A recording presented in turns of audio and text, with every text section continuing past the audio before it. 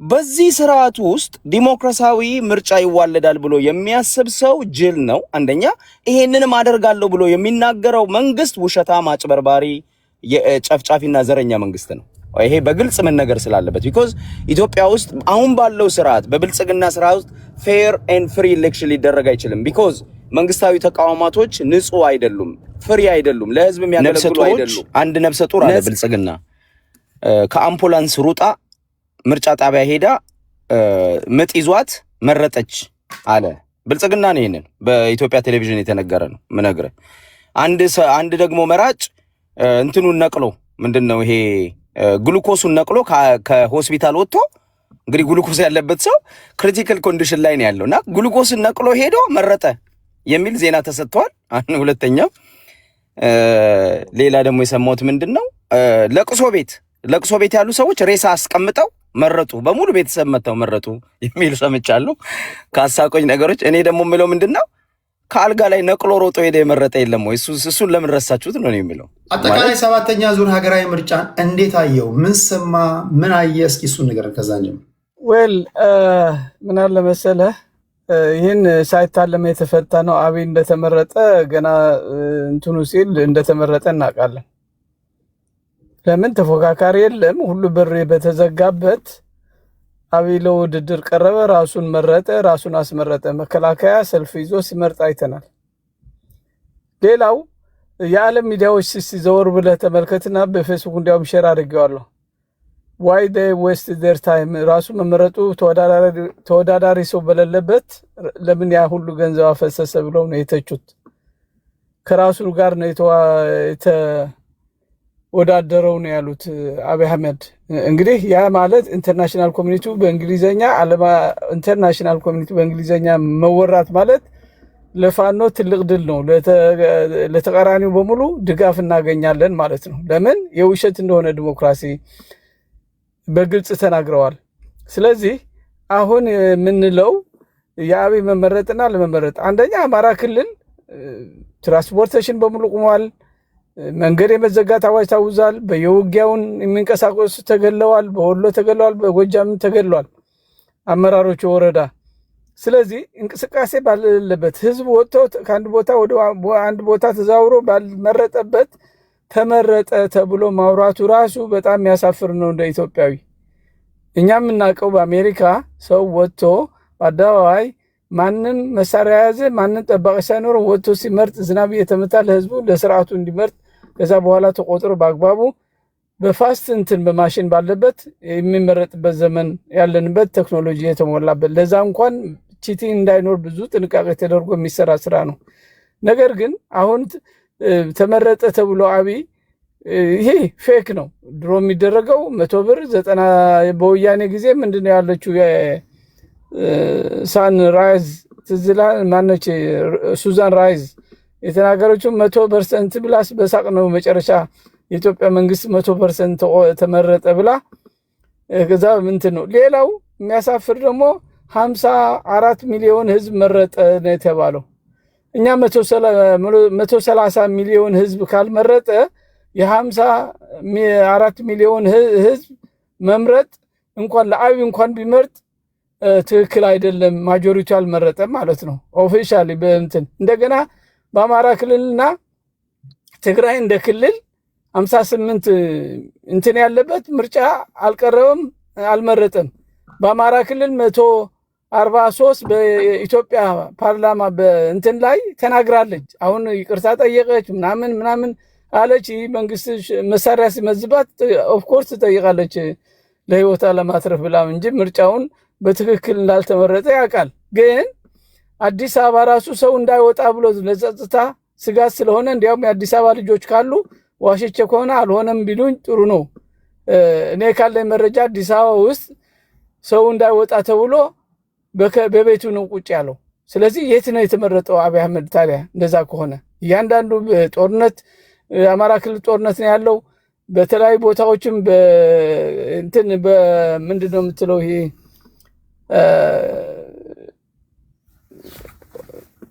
ስሙ ረሳሁት። ሌላ ክልልም እንደዚሁ በጦርነት እየታመሰች ሱዳን መጥቶ የወረራች ጋምቤላ እና ብዙ ቦታዎች ችግር ነው ያለው። በደቡብ ኢትዮጵያ ደግሞ በቃ ብዙ ነገሮች ሲዳማዎቹን እየተገደሉ ነው ያሉት። በጣም ብዙ ችግር ነው ያለው እና ከየት መጥተው ነው የተመረጠው? ፓርላማ መጥተውም ሲናገሩ ሰምተናቸዋል። አፋቸው መልስ እንኳን አልተሰጣቸውም። የትኛው ነው ምርጫ ተብሎ የሚታሰቡ? አብያም በገነን ነው እናውቃለን። ሳይመረጥ ተመረጥኩ ብሎ ቦታው እንደያዘ ከዛው እንዳለ ነው እና ይህን ነገር መከላከያ ብቻ ነው ተራይዞ። በጎጃም በኩል ደግሞ ትንሽ አንዴ ቃለ ጎጃም ውስጥ ተራይዘው የመረጡ ሰዎች ተብለው አይተናቸዋል። ለማን እንደመረጡ ግን የምናውቀው ነገር የለም። አብይ ውደም ብለው ቢሉ እንኳን ሁሉ ነገር ለአብይ ተመረጠ ብለው ለማሳለፍ መጀመሪያ የታወቀ ነውና አዲስ ነገር የለም ልልፈልግ ነውና ጦርነቱ ይቀጥላል፣ ውጊያውን እንቀጥላለን። 4 ኪሎ እንገባለን፣ ፋኖ ያሸንፋል። በምንም ተአምር አብይ መረጠ አልተመረጠ ዳዝን ሜክ ሴንስ ለኛ። ስለዚህ ፋኖ ስራው እየሰራ አዲስ አበባ ይገባል። ፍትሃዊና ዲሞክራሲ የሆነች ስርዓት እንገነባለን። መላው የኢትዮጵያ ህዝብ ዜጎች መብታቸው ተከብሮ መሪያቸው የሚመርጡበት እናዘጋጃለን እንጂ ይሄ የውሸት የተለመደ ወያኔ ሲያጭበረብር ነበር። አብይም ደገመ ተመልሶ ይህን አለ። ምንም ያመጣው ለውጥ የለም። ባዶ አዲስ አበባ ራሱ ፎቶግራፍ የተነሳበት ሰው የለም። በአካቱ ከተማው ጭር ያለ ፎቶግራፍ የተነሳበት ውይይት ያደረገበት ማንም ሳይኖረው ነውና አብይ አህመድ እሺ ወደ አንተን አብርሃም እንሄዳለን። አንተን አብርሃም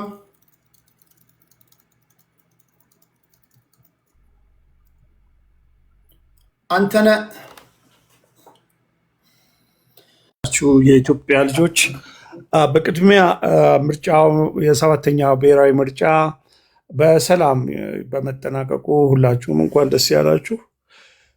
የምርጫው ውጤት ምንም ይሁን ምን ቀጣይ ኢትዮጵያ ህዝብ የራሱ መሪ ያለው አገሩን ማስቀጠል እንዳለበት የወሰነበት የህዝብ መንግስት ይገባዋል የሚል ነው። ትልቁ ምርጫ ማለት መንግስት በህዝብ የተመረጠ የህዝብ ቅቡልነት ያለው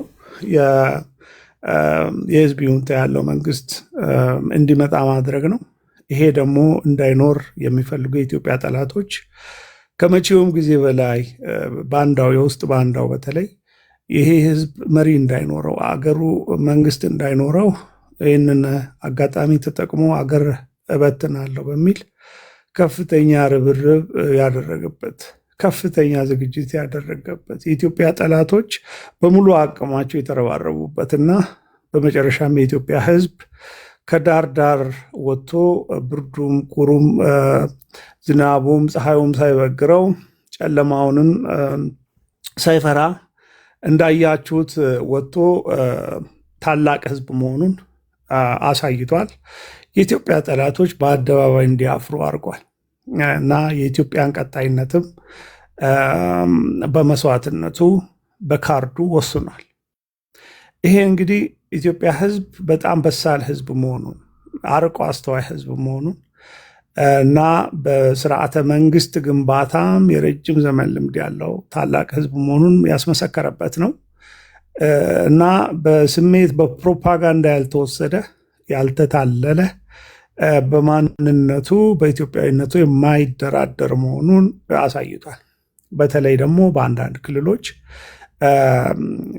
ባንዳዎች በበዙባቸው ከጠላት ጋር የተሰለፉና ኢትዮጵያን ለመበተን ከዳር ዳር የሚሯሯጡ ባሉበት ሁሉ ህዝቡ የዲሽቃ ቶክስም ሳይፈራ በዛ ሁሉ ፍርሃት መካከል የጸጥታ አስከባሪዎች በማይደርሱበት ቦታ ሁሉ ወጥቶ ድምፁን ሰጥቶ ተወካዮቹን መርጧል።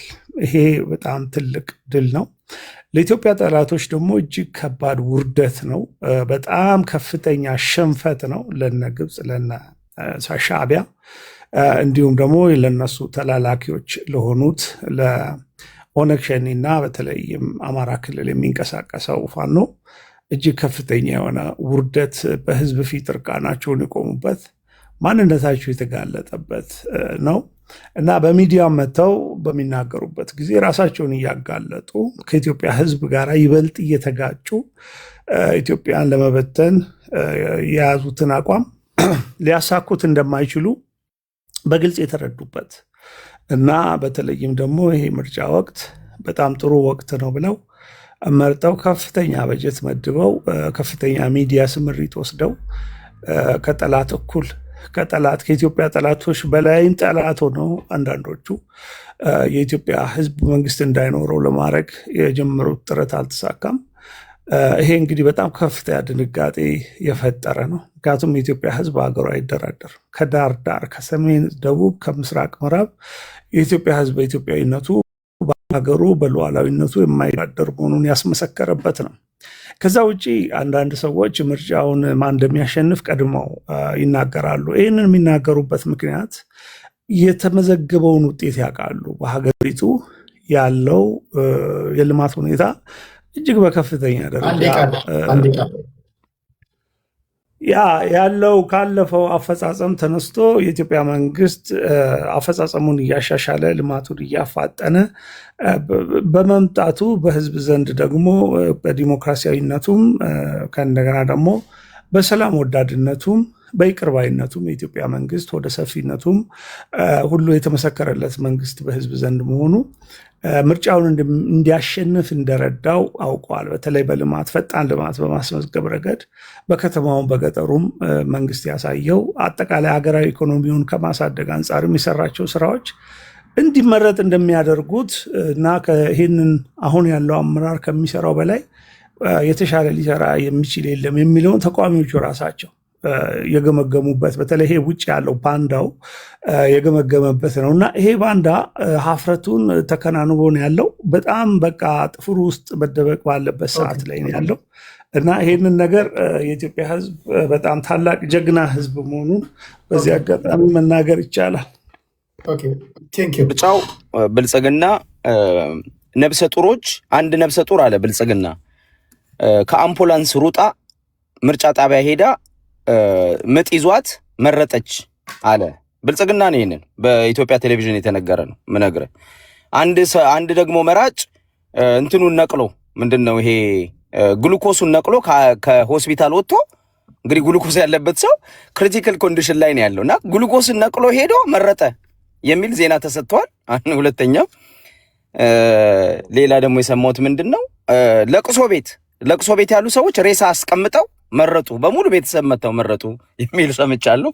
ካሳቆኝ ነገሮች እኔ ደግሞ የምለው ምንድነው ከአልጋ ላይ ነቅሎ ሮጦ ሄደ የመረጠ የለም ወይ? እሱን ለምን ረሳችሁት ነው የሚለው። ማለት ግንኙነት ሲያደርጉ የፍቅር ግንኙነት ሲያደርጉ ወንድ ባልና ሚስቶች ወይም ፍቅረኛሞች ነቅለው ሄደው የመረጡስ የሉም ወይ? እሱንስ ለምን አልዘገባችሁልንም ብዬ ጠይቃለሁ ብልጽግና። ይህችን ቢያካትቷት ድራማው ስክሪፕቱ በደንብ የተሟላ ይሆን ነበርና እንግዲህ እግዚአብሔር ያሳየ ቴዲ ግሉኮስ ነቅሎ ሄደ መረጠ ሰው አለ። ምጥ ነቅሎ ሄደ የመረጠች እናት አለች። እግዚአብሔር ያሳየ እንግዲህ ሁለት ነገር። ሬሳ አስቀምጠው ደግሞ እናት አባት ምናምን ሄደው የመረጡ አሉ። የብልጽግና ድራማ ይሄንን ነው። ግን በአረም ላይኑ እኔ ጨዋታው በዚህ ለቅና የብልጽግናን ቀልድ ላንሳና ግን ለአንተ ቴዲ ፖለቲካን በደንብ ትረዳለህ። ዲሞክራሲያዊ ፍትሃዊ የለ አንድ ምርጫ ፍትሃዊ ታማናዊ ፍሪ የሚሆንበት መስፈርቶች አሉ። እነዛ መስፈርቶች ቶሎ ብዬ ላውራ ልናገር። አንድ ሀገር ወይንም የአንድ ሀገር መንግስት ምርጫ ሲያደርግ የመጀመሪያው መስፈርት ምንድነው? ዜጎች ለምርጫ በነፃነት መመዝገብ ይችላሉ ወይ ነው መጀመሪያው። አየህ፣ ዜጎች ለምርጫው በነፃነት መመዝገብ ይችላሉ የሚለው ነው። እሱን እንደው እስኪ ይችላሉ ኢትዮጵያ ውስጥ እንበል፣ ለምርጫ ሁሉም ሰው ወጥቶ መመዝገብ ይችላል እንበልና ለብልጽግና ይሄንን እንስጠው አንድ መስፈርት። ሁለተኛ መስፈርት መራጮች ለምርጫው እና በምርጫው ላይ ለሚሳተፉ ፖለቲካ ፓርቲዎች እና ፖለቲከኞች እኩል የማዳመጥ ኢንፎርሜሽን የማግኘት እድል አላቸው ወይ የሚለው ነው። ይሄ እንደሌለ ታውቃለህ። አሁን በዚህ ምርጫ ላይ ብልጽግና የኢትዮጵያን መንግስት የስቴት ሚዲያዎችን ተቆጣጥሮ ፋና፣ ዋልታ ሬዲዮኖችን በመንግስት ገንዘብ ደግሞ አጋሰስ ካድሬዎችን ቀጥሮ እዚህ ቲክታክ ላይ ሁሉ ብልጽግና እንደሰራ ብልጽግና እንደሚያሳድግ ሌሎቹ ሀገር እንደሚያጠፉ ፕሮፓጋንዳ በኢትዮጵያ በታክስ ፔየር በህዝቡ ገንዘብ ላይ ፕሮፓጋንዳ ሲሰራና ሌሎቹን አንደርማይን አድርጎ ራሱን ከፍ አድርጎ የሚቀሰቅስበት ምርጫ ነበር የነበረው። ስለዚህ በአንድ ሀገር ላይ ነፃ ምርጫ የሚኖረው ምን ሲሆን ነው? ሁለተኛው ነገር ነው ምርጫ ያለምንም የምርጫ ተወዳዳሪዎችና ፓርቲዎች እኩል የመወዳደሪያ ሜዳ እኩል ኢንፎርሜሽን ለህዝቡ ማቅረብ ይችላሉ የሚለውን ብልጽግና ለብቻው የተቆጣጠረው ነው ያለው። ስለዚህ ሁለተኛውን አያሟላም ብልጽግና። ሶስተኛው ፖለቲካ ፓርቲዎችና ፖለቲከኞች ያለምንም ገደብ ያለምንም አድሎ እኩል የመሰማት እድል ሲኖራቸው ይላል። ይሄም እኩል የመሰማት እድል የላቸውም። ብልጽግናዎች እንደፈለጉ ወጥተው ለምርጫ ቅስቀሳ ያደርጋሉ፣ ልማትን የሰሩትን በቴሌቪዥን ያሳያሉ። ሌሎች ደግሞ ያላቸውን ራዕይ በበቂ ሁኔታ ማቅረብ አይችሉም። አራተኛ መንግስት ለምርጫ የሚወዳደሩ ፓርቲዎችንና ፖለቲከኞችን ላይ ጫና ማስፈራራትና ጥቃት ያላደረገ ከሆነ ይላል። አየ ፍሪ ኤንድ ፌር ኤሌክሽን ሊተገበር የሚችለው መንግስት ጥቃት የማያደርግ ኦኬ። በሁለተኛው ዙር ሌሎች የቀሩትን እነግራለሁ እና ይሄ አራተኛው እግዚአብሔር ያሳይ እና መንግስት ኢንቲሚዴሽን ያደርጋል፣ ጫና ያደርጋል፣ ያስፈራራል፣ ተወዳዳሪዎችን ይደበድባል። አንተ ቀደም ስታነብ እንደነበረው የጉራጌ ፓርቲው ተደብድቧል፣ ማስፈራራት ደርሶበታል። እንደውም ለምርጫ ትዝብት የላኩትን አባላቸውም ሁሉ እንደተደበደበ አንተ ቀደም ስትናገር ነበር። ስለዚህ መንግስት ተወዳዳሪዎችን እያስፈራራ ኢንቲሚዴሽን እያደረገ እየደበደበ እያሰረም ጭምር ያካሄደው ምርጫ ነው። ስለዚህ ይሄ ምርጫ የኢትዮጵያ መንግስት ፍሪ ኤንድ ፌር ኤሌክሽን ማድረግ የሚችልበት ምህዳር ለኢትዮጵያ አላቀረበም። ትቢግኑዝ ሌሎች ዝርዝሮቹን ደግሞ እኔ በመሰረታዊ ስለሆኑ ነው እነሱን ደግሞ በደንብ በሚቀጥለው መለስበታለሁ። አመሰግናለሁ። ኦኬ እዚህ ውስጥ ያላችሁ አጠቃላይ 550 ሰዎች፣ እዚህ 1800 ሰዎች፣ ሌላ ቦታ ላይ ያላችሁ ግራ ቀኙን ታዝባችሁ፣ በተለይ መሬት ላይ ያላችሁ ሰዎች፣ እዚህ ስቴጅ ላይ ያሉ ሰዎች የሚያወሩት ወሬ እውነት ነው ውሸት ነው? እኔ በቦታው ስለሌለው ዜናውን ነው የምነግራችሁ። እነሱ የሚናገሩት የሚባለው እውነት ነው ወይስ ውሸት ነው የሚለውን አብዛኞቹ ዲያስፖራዎች ናቸው። ኮመንታችሁን እየሰጣችሁ ነው፣ እያነበብኩኝ ነው። መጨረሻ ላይም የማነብ ይሆናል። ስደውሉ መሀል ላይ ላስገባችሁ ሙከራ አድርጋለሁ። መልካም ውይይት ይሁንላችሁ። እሺ ወደ ቴምር እንሄዳለን። ቴምራችን 5 ደቂቃ አለሽ።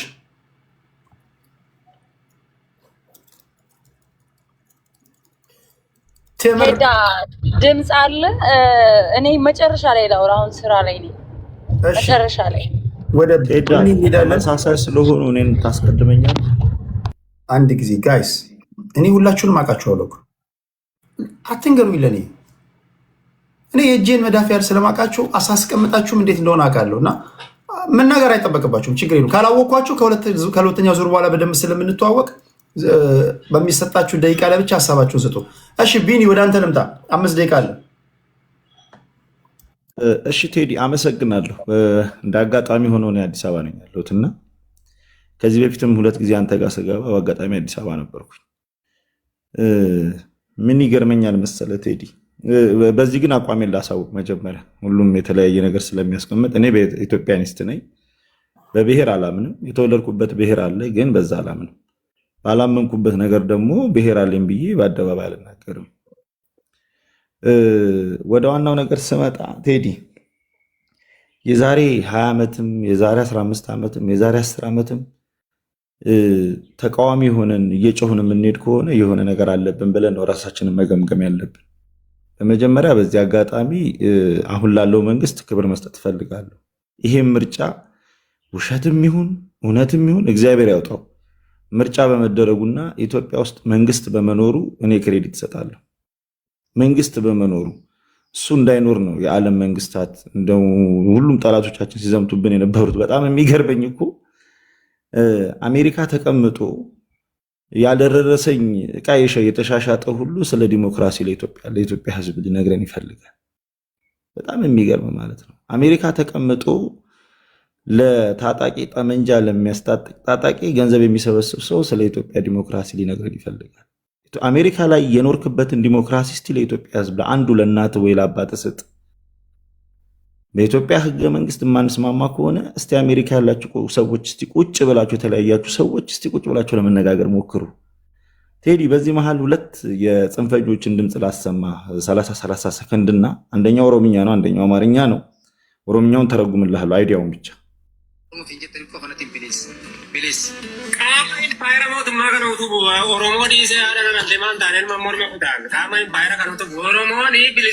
ምንድን ነው የሚለው መሰለ? ማንኛውንም ኦሮሞ ትገላለህ ሲለው መከላከያው አዎ በዚች ኢምፓየር ውስጥ ያለ እችን ኢምፓየር የሚከተል ሁሉ አንገቱን አርዳለሁ ነው የሚለው። ልብ አድርግ። ፋኖ አሁን ደማችን የምትመልስበት ሰዓት ነው። በምርጫ ሰዓት ሴቶች ነጠላ ተሸፋፍነው ጻድቅ ጻድቅ የሚያጫውታቸው በውስጥ ስንዴ ነዶ የተሸከሙት ቦዲ የለበሱትን ጡታቸውን ትቆርጠዋል። ቦዲውን አብረ ጡታቸውን በቃኝ። ከዚህ በላይ ማለት ልክ ስላልሆነ ለህዝቡም ጥሩ ስላልሆነ አላሰማም። እኔ አሁን ቴዲ እነዚህ ሁለቱ ጽንፈኞች ድጋፍ ይኑራቸው አይኑራቸው አላውቅም። ማናቸው እነዚህ ተናጋሪዎች? ይታወቃሉ? አዎ ይታወቃሉ። ኦፊሻል እዚህ ቲክታክ ላይ ያሉ ናቸው። በደንብ ነው የሚታወቁት። ብዙ ተከታይ ያላቸው፣ ብዙ ድጋፍ ያላቸው ሰዎች ናቸው። እኔ የሚያሳዝነኝ አሁን ለእነዚህ ነው ታዲያ እኔ ሀገሬን አሳልፍ የምሰጠው?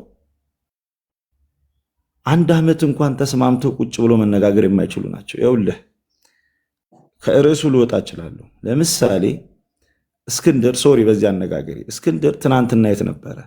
ከትናንትና ወዲያ የት ነበረ? ዛሬ የት ነው ያለው? ነገስ የት ነው ያለው? ሁሉም በፋኖ ይንጠለጠላሉ። ወይ አዲስ አበባ ዋና እንትን ሆነ መታገል አንድ ነገር ነው።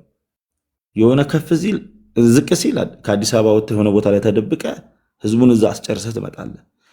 የሆነ ነገር ሲመቻች ደግሞ የአዲስ አበባ ሚዲያ ብለህ ትመጣለህ።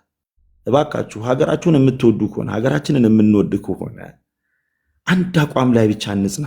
ለምሳሌ ምርጫ ያስፈልገናል፣ በዚህ እንስማማ። ምርጫ ካስፈለገን ደግሞ ምርጫ ላይ የተበላሹ ነገሮች፣ ለምሳሌ አንድ የጉራጌ ሰው ተደብድቧል ከተባለ ለምን ስለሱ ድምፅ አንሆንለትም? አሁን የዛ ሰውዬ እንኳን እኮ ድምፅ እየተሰማ አይደለም። በጣም በሚያሳዝን ሁኔታ በየቀኑ ርዕስ እያነሳን በየቀኑ አዳዲስ ነገሮችን እያነሳን ብዙ በግፍ የሚጨቆኑትን ኢትዮጵያውያን እኮ እየረሳን መጣን። ትናንትና አዲስ ታይምስ ቤት ስከታተል ነበረ። አንድ ኢሳኮር የሚባል ልጅ፣ እኔ ሰፈሩን አውቀዋለሁ። እሱ በቪዲዮ ያሳየበትን ጭር ያለበትን ሰፈር አውቀዋለሁ። ሰፈሩን ያው ከልጁ ጋር ስለምንከባበር መናገር ስለማልፈልግ ነው እንጂ ያሳያቸዋል። ምንድነው የሚላቸው? ይሁን ልብ አድርግ፣ ሰው የለም እና ታዲያ በምርጫ ሰዓት ሰው እንዲወጣ ነው የፈለከው? መንግስት እኮ አውጇል። መንግስት አውጆ ማንም እንዳይወጣ አላማው ይሄ ነው። ሀገር መንግስት ያስፈልጋታል። የምትፈልገውን ሰው ምረጥ። በየቤቱ እየሄዱ ስለምኑ አስታውሳለሁ። እኔ ምርጫ ላይ እኔ ባይዘ ምርጫ ካርዱን አልወሰድኩኝም፣ ምክንያታዊ ሆኜ ማለት ግን ሲለምኑ አስታውሳለሁ። እሱን አሳይቶ እሱን በፕሮፓጋንዳ ይጠቀማል። ተጠቀመው። እኔ ለምሳሌ በፋኖ አደረጃጀቱ ውስጥ ከአርብ ጀምሮ ዝግ ነው። ምንም አይነት ምርጫ አንዴ ቃል እሺ፣ ከአርብ ጀምሮ ምንም አይነት ምርጫ አይከናወንም ያለው አካል ምርጫ እንዲደረግ አልፈቀድኩም፣ እኔ ቦታዎችን የተቆጣጠርኩበት ቦታ ላይ እንደዚህ አድርጌያለሁ ብሎ የሰጠው መግለጫ አለ። በፕሮፓጋንዳም ቢሆን እኮ መንግስት በልጧል። የሀገር ቦታዎች እኮ ትናንትና ጉድ እኮ እየሰማን ነበር፣ እያየን ነበር። ከሰዓት በኋላ ላይ ሰው ምርጫውን ጨረሰ። አሁን ሙያ በልብ ብሏል። እንደ ድሮ የሚሸወድበት ታይም ያለ አይመስለኝም። ሰው ከሰዓት ድራፍቶ ሲጠጣ ነበር። ይሄን ስልህ እኔ አሁን ሁሉም የአዲስ አበባ ቦታ እያልኩ አይደለም፣ የተወሰነ ቦታ ላይ ይህንን አይቻልም። ከዛ ባሻገር የደበረው የለም፣ ሁሉም ልክ ነው እያልኩ አይደለም። በጣም ብዙ ችግሮች አሉ፣ በጣም አስቀያሚ ነገሮች አሉ። እነዛን ነገሮች ግን ነክሰን እያስተካከልን መሄድ ነው ያለብን። ቴዲ ይቅርታ 2 ሰከንድ ስጠኝ። ይኸውልህ እኔ እያልኩ ያለሁት ምንድን ነው፣ እነዚህ የተቆጣጠራችሁት ቦታ ካለ፣ ምርጫ ያላከናወናችሁበት ቦታ ካለ እሱን አሳዩንና እኛ የምንከራከር። አሁን እኮ ሙሉ 40 ምናምን ቦታ 100 ምናምን ቦታ ላይ እኮ ምርጫ ተከናውኗል። ስለዚህ በምን እንቀበላችሁ ነው? ቴዲ ቴንክ ዩ። እሺ ከልብ አመሰግናለሁ። እሺ ልወጣ ስለሆነ መልእክት ላስተላልፍ። ባለፈው የላኩት ገንዘብ እስካሁን ከአካውንቱ ሮንግ ነው አልደረሰውም እና ደውለው እነሱ እንትን ብለውኛል፣ ማስገባት አልቻልንም ብለውኛል። አገር ቤት የሚሰጡልኝ ሰዎች ስላሉ ማለት ነው። እሺ ልክልሃለሁ። ለሄኖክ አርቲስት ሄኖክ ወንድሙ ይርቲ እግዚአብሔር ልወጣ ስለሆነ እወጣለሁ። እንትን ብዬ ሳይሆን የሆነ ቤት ተደውለልኝ ስለሆነ እወጣለሁ። አለን ደርስ። እግዚአብሔር ከክፉ የጠበቀ እድሜና ጤና ይስጥ። ይርቲ አባታችን ለአርቲስት ሄኖክ ወንድሙ ገቢ ስናሰባስብ በነገራችን ላይ ያስገባችሁ ማስገባታችሁን ንገሩኝ በደረሰኝ አጠቃላይ ሪፖርቱ እንደነገራችሁ የፈረጃ ፊልም የሄኖክ ወንድሙ አዲስ ታይምስ ቴንክ ዩ። በዚህ አጋጣሚ ሌሎቻችሁ የሚያስገባችሁ ንገሩኝ። የኒሻን እንግዲህ ሙቪውን እንዲሁም ደግሞ ከገባበት ወጥቶ እንዲያኮራን የገቢ ማሰባሰቢያ ባደረግንበት ይርታቸው ቃል የገባው ነው የነገረኝ። እሺ ጤና ይስጥልኝ አድማጭ ስልክ ላይ አለው። ጤና ይስጥልን ቴዶ እንዴት ነህ? አለው። እሺ 3 ደቂቃ ለስቴጅ ላይ ሰዎች ስላሉ እያወራን ባለንበት ጉዳይ ላይ ምንድን ነው ያንተ ሐሳብ? ኦኬ መጀመሪያ በዛ በልጅቷ ጉዳይ ላይ ሰምቼ ስለነበረ ምስክርነትን ብሰጥ ፈቃድ ከሆነ። ኦኬ ሄሎ። እሺ ሙሉ ያደረግከውን ኮንቨርሴሽን ሰምቻለሁ ከልጅቷ ጋር። እጅግ በጣም አፕሪሼት አደርጋለሁ። ልጅቷን መስመር ለማስያዝ ወደ ተለያየ የፖለቲካ አቅጣጫ ሊጠልፏት ሲፈልጉ ከዛ ሁሉ ፕሮቴክት እያደረግ እንደገና ወደ ህግ ያልተያዘን ጉዳይ ወደ ህግ ይዛ፣ በነገራችን ላይ ወደ ህግ ይዛ ብትሄድ እኮ በዚህ መንግስት እንኳን ባይዳኝላት ሌላ መንግስት ሲመጣ ራሱ ኬዟን ልታሳይ ትችላለች። ገብቷል አይደል? ምንም የህግ ጉዳይ ሳትጀምር ነገሯን እንዳታበላሽ ጠበቃን የመረጠችው እሷ ናት። ገብቷል አይደል? ኮንቨርሴሽን ቅድም እየሰማው ነበር አዲስ ታይምስ የሚያቀርበው ነው። ያኔ ያደረከውን ነገር ሙሉ ለሙሉ ሰምቻለሁ። ጠበቃን የመረጠችው ራሷ ናት። ወደ ህግ ውሰጂና በህግ ተከራከሪ። ገብቷል አይደል? ፍትህ ይኑርም አይኑርም ወደ ህግ ወስደህ እስከምትችለው ድረስ ይግባኝ ብለህ ሄደ ነገም ሌላ ስርዓት ሲመጣ ድጋሚ ያ ፋይል ተጎርጉሮ ዳኝነት ልታገኝ ትችላለህ። ምንም የህግ ስርዓት ሳትጀምር ግን ነገሮችን ራስ እያበላሸ 100% ሰምቻለሁ። 100% በጣም አፕሪሼት የሚደረግ ነገር ነው ያደረከው። እሷን ፕሮቴክት እያደረካት መስመር እንድትይዝ ነው ያደረካት። ፖለቲከኞች ደግሞ ወደ ፖለቲካ አደባባይ ላይ በትለፈልፍ ምን ታመጣለህ? ምንም አታመጣ። እሺ ፍትህ ላታገኝ ትችላለች። አዎ ላታገኝ ትችላለች። ገብቶሃል አይደል? ላታገኝ ትችላለች። እሺ ግን ወደፊት ስርዓቱ ማስገባቱ ነው የሚሻላት አሁንም ለሷ። እሺ ወደ ምርጫው አስተያየት ልስጥ። ምርጫውን በሚመለከት እንዳለመታደል በሀገራችን እነ ኬንያ በጸሎት ሊያስቡን እነ ጋና በጸሎት ሊያስቡን ማለት ይጀምራሉ። ጋናዎች በጸሎት ሊያስቡን፣ ኬንያ በጸሎት ያደገውን ሀገር እዚህ አሜሪካ አውሮፓ የምንኖርበትን እሱን ልተው። ኦቨርኦል የአፍሪካ ምርጫ ወይም የኢትዮጵያ ውስጥ ያለ ምርጫ ስልጣን መያዝ የሚፈልገው ህዝብ ለማስተዳደር ነው። አልቀበልም። እሱ ስልጣን የሚፈልገውም ስልጣን ላይ ያለው የህዝብ የማስተዳደር ጉጉት አይደለም ያለው እንደ ሀገር። እኔ ማንም ፖለቲካ ደጋፊ አይደለም፣ እንደ አንድ ኢትዮጵያዊ ነው የማወራው። ጥቅምና ኢንተረስት ስላለ ነው ስልጣን ላይ ያሉት የማይወዱት፣ ስልጣን ላይ መውጣት የሚፈልጉትም ወደ ስልጣን የሚጓጉት ጥቅም ስላለ ነው እንጂ ህዝቡ አገልገልማ ቢሆን ስልጣን ላይ ያለ ሰው ስልጣንን የምትለቅበት ነገር ይመጣል ከተባለ በእኔ ላይ መፈንቅለ መንግስት ከመጣ 100 ሺህ ሰው ይታረዳል ምናምን ከስልጣን አልወርድም ብሎ ሙጭጫ የለም። አልፈለጋችሁኝም፣ ችግር ፈጥሬያለሁ፣ የሚረከብ ሰው አዘጋጁ አስረክባለሁ፣ እናንተን ለማገልገል ብሎ ይሄዳል። እና ወደ ስልጣን የሚመጣውን ሰው ደግሞ በዚህ አጋጣሚ እኔ ለመንግስትም ምክንያቱም እያወራን ያለነው በኢትዮጵያ ጉዳይ ነው። ታጣቂ ኃይልም ለምትደግፉት መንግስትንም እየደገፋችሁ ለምትፋንኑትም ጭምር ነው የምነግረው። አንዳንድ ስም መጥራት አልፈልግም፣ የመንግስት ደጋፊ ነን ብለው የሚፋንኑ አሉ።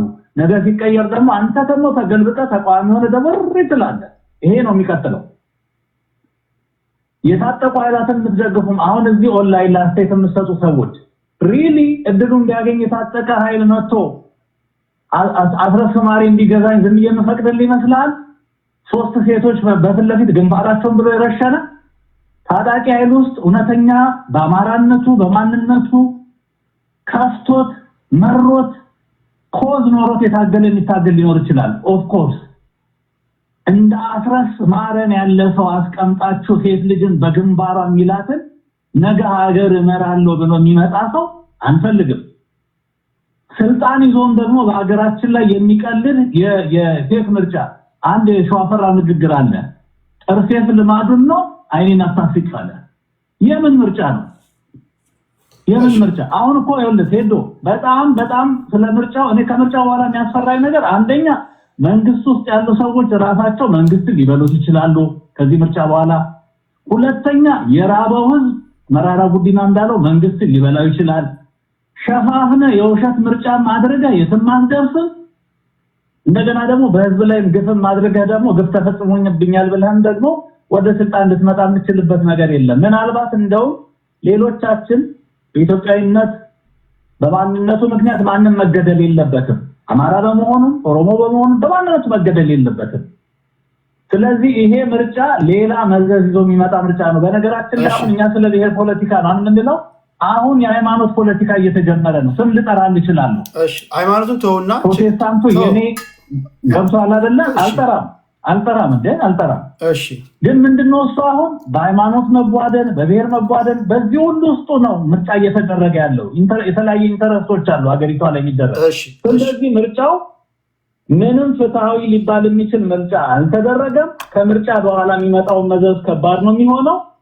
ፓስተሮቹም ቢረጋጉ፣ እሺ ቄሶቹም ቢረጋጉ፣ ሼኮቹም ቢረጋጉ ሀገራችን ወደ ሰላም ብትመጣ ይሻላል። ምርጫው ምንም የሚፈታው ነገር የለም። ሌላ መዘዙን ይዞ የሚመጣው ለማለት ነው ፈልገው። ከዛ ባሻገር ሰከን ብንል የብልጽግና ደጋፊዎችም ሰከን ብትሉ ብጥ ባትሉ የታጣቂ ደጋፊዎችም ታጣቂ ውስጥ ያሉ ህዝባቸውን የሚበድሉ ፍለፊት በግንባር የሚረሽሙ ሰዎችን ወይ ከፍለፊታቸው ብታስወግዱ ጄኒዮን ሰዎችን ብታመጡ እሺ ለሀገር የሚበጅ ነገር ላይ ብናስብ ይሻላል። አመሰግናለሁ። ቴንክ ዩ። እሺ እግዚአብሔር ያክብርልኝ። እሺ ቴምር አለሽ? ወደ ቴምር እንሄዳለን። ቴምር ሬዲ ነሽ? ካልሆነሽ ወደ ኢወርልድ እንሄዳለን። እሺ ስራ ላይ ልትሆን ትችላለች። ቀደም ሲል እንደነገረችን ኢወርልድ አለው። ቴዲ እንዴት ነህ? ደህና ነህ ወይ? አለው በምሕረቱ አለው በምሕረቱ አለው። እሺ አዎ ምሕረቱ ደግፎን እንግዲህ 1900 ፌስቡክም አለ። ወደ ሳተላይቱ ያብቃ ልበልና ትደርሳለም። ደግሞ ተስፋ እናድርግ።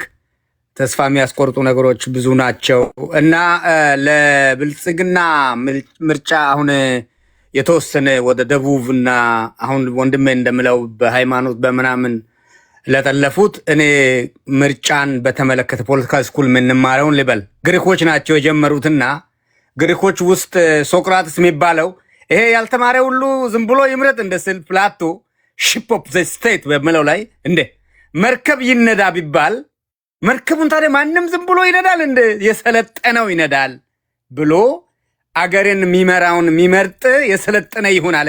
ከዛ አርስጣጣልስ እኛ የምንለው መጣና ሰውን አሰልጥኑ አስተምሩ ነው ያለው።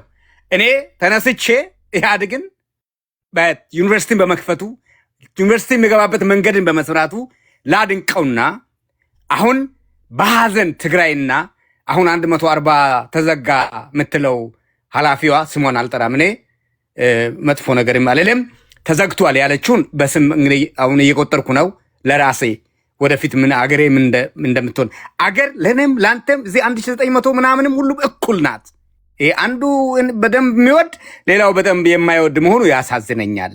ትግራይ ምርጫ ይደረግ፣ ድርድር ቁጭ ይበሉ። ህወሓት ብሎ አሁን ወንድሜ እንዳለው ነገ ሲገለበት ደግሞ ተቃዋሚ ይሄ ሸብረክ ብሎ ለመምጣት ነውና ምርጫው በከፍል ተካሂዷል ብንለው ጥሩ ነው። እዛ ላይ ከቀልዶቹ መሃል መቃብሩን ተነስቶ የሚባለው የሞቱ ሰዎቹን ስለመዘገቡ ነው። ቅኔው ያውቃል፣ የኢትዮጵያ ሕዝብ ቅኔ ስለሚያውቅ የሞቱ ሰዎች ብዙ ስም ስላለ ያችን ድሮ ዘፈንም እኮ በኢትዮጵያ ስም አትዝፈን ብሎ ጣሊያ ሲያደርግ በሴት ስም አንቺ ወረተኛ የምትባለው ኤርትራን ነው እንግዲህ ያሉ ያ ድሮስ አይፈቅድም። በኢትዮጵያ ስም አትዝፈን ተብሎ በሴት ዘፈን እንደባለው ዛሬ ኢትዮጵያውያን ከመቃብር ወጥቶ ሰው ብለው አይቶ ነው ስሙን የሞተ ሰው ስም አይቶ ነው። እኒሃው ጊዜን ለመጠቀም ያህል ግሪኮች የጀመሩትን 1788 መሰለኝ አሜሪካኖቹ 78 መሰለኝ የመጀመሪያ የመረጡት። እንግዲህ ኢትዮጵያ ያነ ነበረች አይ ቲንክ ኤራው ፕሪንሰስ የሚባለው ነበር መሰለኝ አንሸንት ሀገር ከምርጫ ተገላ ነው የቆየችው። ግን ሰባተኛው የተባለው ያው የኢህአዴግን ምርጫ ካሉ ያንን ምርጫ ያመጣው እናውቋልና ያንን እንደ ጠላት አድርገን ኢትዮጵያን አሁን ወደ መገንጠሉ ጋር መግፋቱን ብንተወው ይሻላል። ስጨርሰው ምርጫ በደቡቡ በኩል ተካሂዷል። ትላንትና ብዙ ተቃውሞ ገጥሞኝ ነበር። ደስ ብሎኛል፣ አስተምሮኛል። ደቡቡ ይሄ ዌስተርን ካልቸር ይባላል። መንግስትን አትንኩ፣ መንግስትን እግዚአብሔር ይሾማል የሚለው የዌስተርን ፖለቲካል ካልቸር ነው። እኔ የተማርኩት ሃይማኖት ትምህርት ቤት ነው። አትንኩ ነው። መንግስት አንደ ከተመረጠ ከመመረጡ በፊት ግን ፍሪ አሁን አዲስ ጀምሯል ታይምስ ፍሪ ፌር እንደ ዲሞክራቲክ እንዲሆነ አድርግ። አስቻይ ሁኔታ ብለውታል። አሁን ኮንዱሲቭ ኮንዲሽን ፍጠሩ። ከተመረጠ በኋላ ግን አትቃወሙ። ይሄ እኔ ፒኤችዲ ሌቭል ላይ እንግዲህ የነገሩን ነው ያስተማሩን፣ እንደዛ ነው ያሉን ነው። እኔ መንግስትን ቢመረጥ አልነካውም፣ ግን መንግስት አጭበርብሮ ሌላውን አታሎ አሁን ልጅትቤት ነኝ የተመረጠ መንግስት የሚነካው ነው ብሎ ህዝብን መግደል ትላንት እንዳልነው የአእምሮ ጤና ችግር ነው። የኔንም ክስ ላይ ነኝ። አዎ የኔንም ክስ ላይ ነኝ። እግዚአብሔር ይስጥልን። እዚህ አድማጭ ሁሉ ይፍረድ። ምርጫ ወደ ደቡብ ኦሮሚያንም ጨምሮ ተካሂዷል። ሰሜኑ ክፍል ምርጫ መካሄድ አለበት። ሪፕሬዘንቴሽን ነው። ተወካይ የኢትዮጵያ ተወካይ ነው የሚያስፈልገው።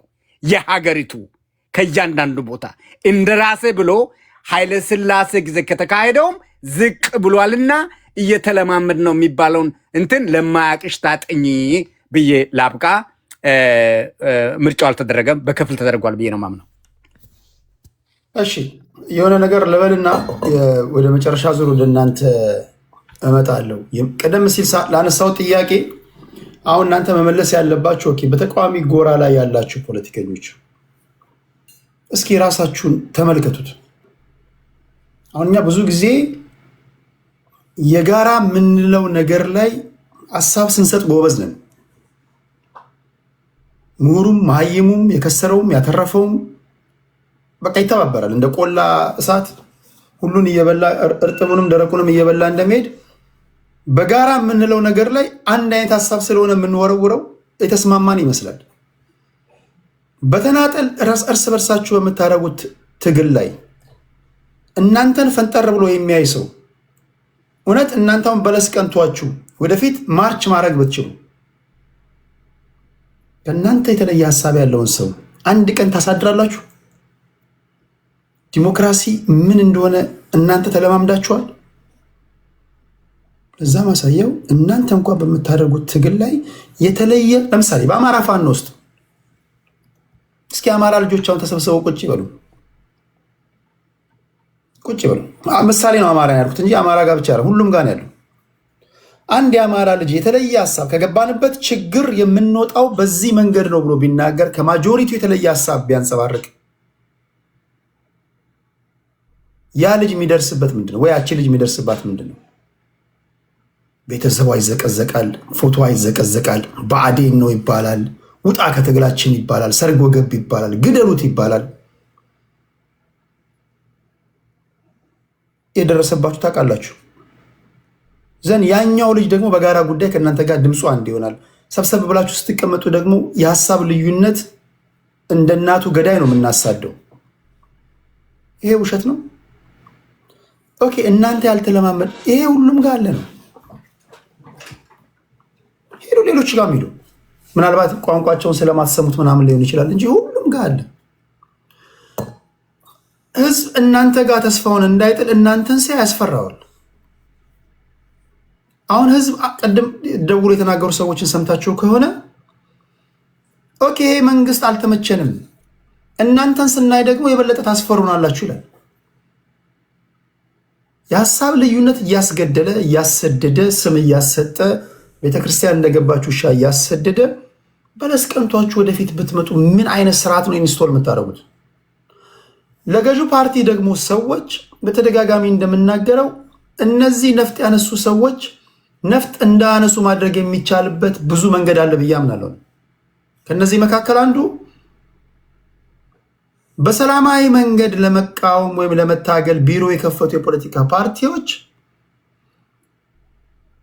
ልዩ ትሪትመንት ያስፈልጋቸዋል። እንደውም ለምሳሌ የፖለቲካ ፓርቲ መስርተው ቢሮ የሚከፍቱ ፖለቲከኞች መብታቸው የሚጠበቅ ነው። መጀመሪያ የመጫወቻ ሜዳው ተሰምሮ ከዚህ እስከዚህ ፋውል ነው፣ ከዚህ እስከዚህ ፋይን ነው ብለህ ካሰመርክ በኋላ ያን ፋይን የሚባሉን ወይም ደግሞ ቀይ መስመር ካላለፉ በስተቀር ብትንከባከባቸው፣ የሀሳብ ልዩነት እንዲኖር ብታደርጉ፣ ህዝብ ግራ ቀኙን አይቶ እንዲመርጥ ብታደርጉ ነፍጥ ይዞ ጫካ የሚገባ አካል ይኖራል ብዬ አላስብም። አንደኛ ማህበረሰቡ ማኖሮ ምን አባቱ ሊሰራ ነው ጫካ የሚገባው? ይሄ እዚህ ጋር የምናደርገው ፍጭት መሀል ከተማ ላይ ቢኖር በሰላማዊ መንገድ ብትፋጭ፣ ይሄ አእምሮ እንደጎደላቸው ይሄ ፍለጠው ቁረጠው እንትን ነው ምናምን የሚለውን ትተን ማለት ነው። ማንም ፖለቲከኛ ብሔርን የመሳደብ ግለሰቦችን የመሳደብ ወይ ጥላቻና እልቂት የማይሰብክ እስከሆነ ድረስ ሐሳቡን በነፃነት ለመሸጥ እስከ ተቋቋመ ድረስ ፓርቲ መስርቶ ጥበቃ ተደርጎለት ሳይዋከብና ሳይንገላታ ሐሳቡን እንዲሸጥ ቢደረግ ጫካ ይገባል ብላችሁ ታስባላችሁ?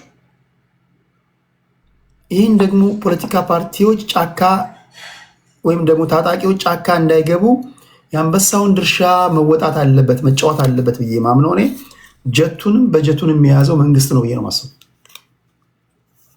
ጃንሆይ ከስልጣን ከወረዱ በኋላ ወርቃማ እድል በእጃችን ነበር። ደርጎች ከሶስተኛ ክፍለ ጦር የመጡ ሰዎች ደርጎች ምህዳሩን አስፍተው ቢሆን ኖሮ ዛሬ እዚህ መውጫ አጣ ዙሪት ውስጥ ባልገባን ብዬ አምናለሁ። እነ መኢሶን፣ እነ ኢህአፓ፣ እነ ሰደድ በሏቸው የመንግስቱ ኃይለማርያም ፓርቲዎች፣ እነ ኢጫት፣ እነ ወዝሊግ ምናምን የሚባሉ እነዚህ ፓርቲዎች አትሊስት ሀሳባቸውን ሸጠው የመጀመሪያው ሪፐብሊክ ስርዓት ነው ከንጉሳዊ ስርዓት ወደ ሪፐብሊክ ስርዓት የመጣንበት ኢን ሂስትሪ ያችን ወርቃማ ዕድል የሶስተኛ ክፍለ ጦር ሰዎች ባያከሽፉት ኖሮ ዛሬ እዚህ የድንጋይ ዘመን ፖለቲካ ባላራመድን፣ ሌሎችም ጫካ ባልገቡ ነበር።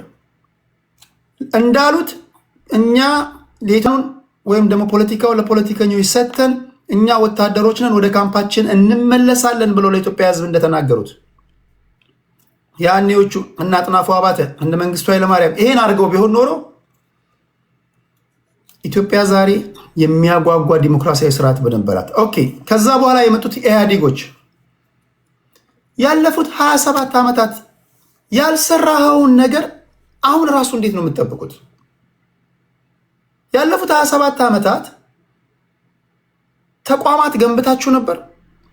ኢትዮጵያ ውስጥ ተቋም ኢንፍራስትራክቸሩ አለ፣ የፊዚካል ኢንፍራስትራክቸሩ አለ። ነፃና ገለልተኛ የሆነ ፍርድ ቤት ነበር።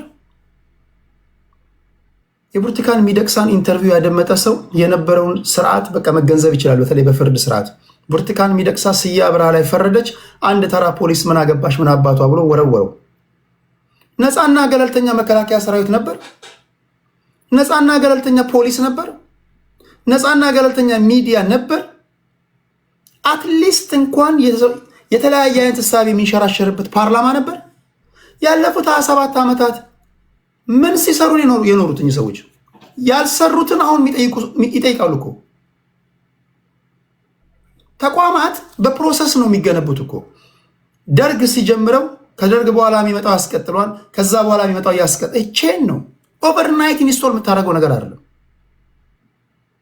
ስለዚህ ልክ ዘሞመንት 4 ኪሎ ስትወጣ ያልሰራኸውን ነገር ማድረግ እየቻልክ ማድረግ ሳትችል አልፈ ግማሽ የተንዘላዘልክ ግማሽ ውስኪ የተራጨ ግማሽ ማለት 100% እኔ እንደሌሎቻችሁ ዘመኑ የጨለማ ዘመን ነው እያልኩኝ አይደለም። ግን አንድን ሀገር እንደ ሀገር ሊያስቀጥላት የሚችል ተቋማት አልገነቡም ብዬ አምናለሁ። ቢገነባ ኖረው ማንም መጣ ማንም አትሊስት 5 ተቋማቶች ባለፉት 27 ዓመታት ተገንብተው ቢሆን ኖረው ዛሬ በሀሳብ ተፋጭቶ ያሸነፈ ህዝብን ያሳመነ ፐርሲዌድ ያደረገ የፖለቲካ ፓርቲ ስልጣን የሚመሰረትበት ስርዓት ይኖረን ነበር። ለገዢው ፓርቲ ብቻ ሳይሆን ለተቃዋሚዎችም ተመሳሳይ ድምፅ እድል የሚሰጥ ሚዲያ ቢኖር ኖሮ ገዢው ፓርቲ ብቻ ሳይሆን ተቃዋሚዎችም ሲጠሩት የሚዘግብ አንዳንዴ እኮ እኔ ሳለማምድ እኮ ስትሬንጅ ነው የሚሆንባቸው። ዛትሷ የሚሳደቡት እነ ስዩም ተሾመኔ ነው። እንዴት ነው ይሄ ልጅ ለልደቱም እድል የሚሰጠው እንዴት ነው ምናምን የሚሉት እኮ ስላለመዱት እኮ ነው።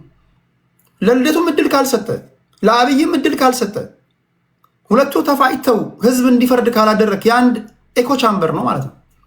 ሚዲያዎች ራሳቸው ነፃና ገለልተኛ ሆነው እንዲዘግቡ መጀመሪያ የመጫወቻ ሜዳው ተዘርግቶልን ቢሆን ኖሮ አንደኛ ትውልድም እንደዚህ ባልተንገላታ ዜጎቻችንም ግራ ባልገባቸው።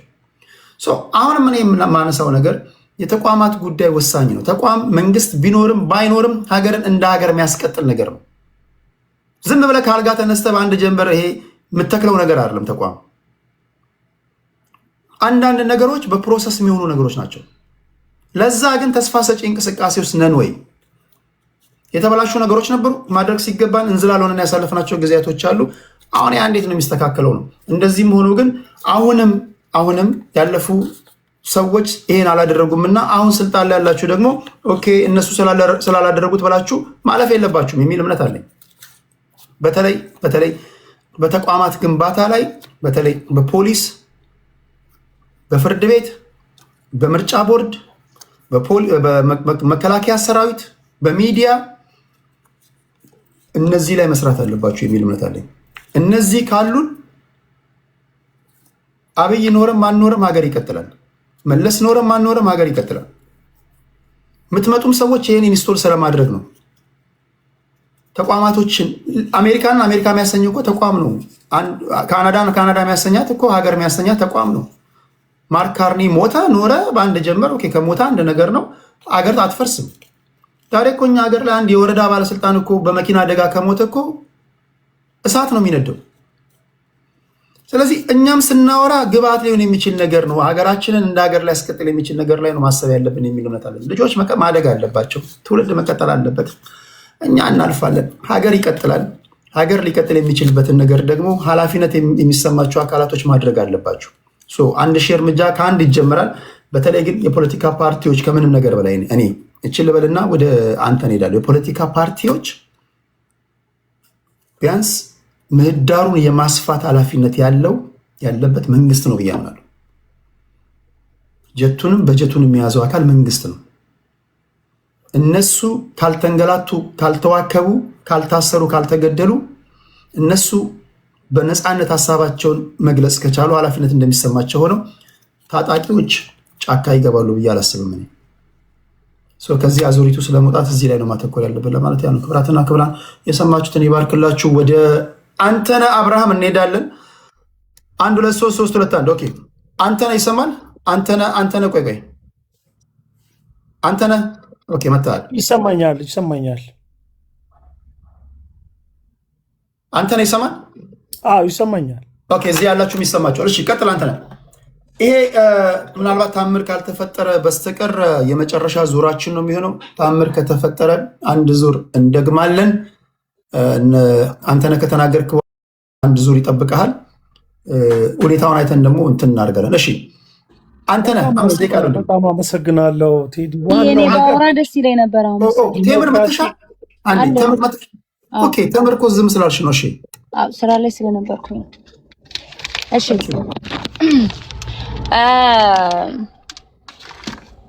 እኔ ያው የሚገርመኝ አሁን አንዳንድ እዚህ ሰዎች አሉና ማናቸውም የማይታወቁ አሁን የፋኖ ድምጽ ብሎ ያሰማ የፋኖ ደጋፊዎች ብሎ አንዳንድ በደንብ አድርገው እንኳን ስማቸውን አስተካክለው የማይጽፉ ዝም ብለው ለመታወቅ ልክ አንድ ጊዜ ኢየሱስ ክርስቶስ ነው ማርያም የኬሚሴ ሰው ናት ምናምን ያለ አንድ ሰው ነበር። ማን ነበር ስሙ? ሀራሃራ የሚባልና እንደነዚህ አይነት ማይሞች ያወሩትን እዚህ አምጥቶ ልክ የፋኖን አድርጎ ማውራት ያው ካድሬዎች አንዳንድ ጊዜ ከጭንቅላታቸው ሆዳቸው የሰፋ ስለሆነ ያው የመንግስትን እንትን ፕሮፓጋንዳ ምናምን በቃ እንወደድ ባዮች ምናምን እንደዚህ አይነቶች ናቸው እና እኔ ብዙም ለነሱ ቦታ አይሰጠኝም። ግን የኛ ፋኖ ማለት እና አርበኛ ዘመነ ካሴ መሪዎቻችን እነሱ ነው ፋኖ ማለትና ይሄን ዝም ብሎ የማንን ማይም ያወራውን አምጥቶ ፋኖች እንደዚህ ይላሉ፣ ጽንፈኞች ናቸው፣ ጡት ቆረጡ ይላሉ ምናምን ብሎ ለማውራት መሞከር ይሄ ያው እናንተም ከነዛ ከተናጋሪዎቹ አትሻሉም። ያው አንድ አይነት በዱካችሁ የምትፈርሙ አይነት ሰዎች ናቸው ብዬ ነው ማስበው። ሌላው የምናገረው ምንድነው አብይ አህመድ እኔ ባለፈም እዚህ አንተ ጋር ትንሽ ተጨቃጭቀናልና ኢትዮጵያ ውስጥ እኔ መንግስት የለም ብዬ ነው ማስበው። መንግስት የለም ማለት በጉልበት ዝም ብሎ ዲክታተር ሳይመረጥ ተመርጫለሁ፣ ኮረጆ ሞልቶ አስቀምጦ ተመረጥኩ፣ የዛሬ 3 ወር 4 ወር ቤተሰቦቻቸው ሙተውባቸው 40 ሲያወጡ ጥቁር በጥቁር ለብሰው ሲያገኙ በነገራችን ላይ ያቺ እና አብይ አህመድ በቃ የወረደ የበሸቀ ነው። በጣም የሚያስጠላ መንግስት እንደሆነ የሚያሳየው አንድ ጥቁር ለብሳ የመጣች ሴት ሸዋ አካባቢ ነው። እኛ ኢንፎርሜሽኑ ደርሶናል። እንደውም አንድ ፋኖ ከመሬት ገብቶ ነበርና ትናንትና ምንድነው ያለው?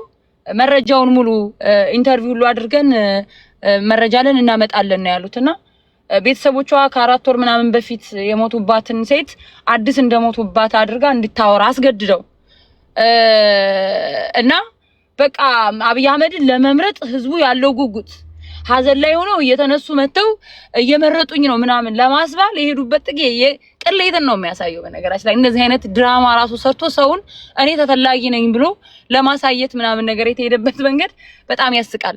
እኔ በታሪክም እንደዚህ አይነት የወረደ አይነት ምርጫ ተካሂዷል ብዬ አላስብም። 97 ላይም እንደዚሁ ያው ኢትዮጵያን ሲመሯት የነበሩ ዲክታተሮች ናቸው። በርግጥ 97ም ላይ ነው የዛን ሰዓት ልጅ ነኝ ብዙም እንትን አልልም። እንደዚሁ አይነት ነገር ኮሮጆ እንትን እየተባለና ግን የአብይ በጣም የተለየ ነውና ያሳፍራል። በአጠቃላይ አማራ ክልል ላይ ደግሞ እንዳያችሁት እዚህ የመጣችሁ የብልጽግና ካድሬዎች እናንተ ጽንፈኞች ፋኖ ባካችሁ አማራውን ተውት ምናምን ለምትሉ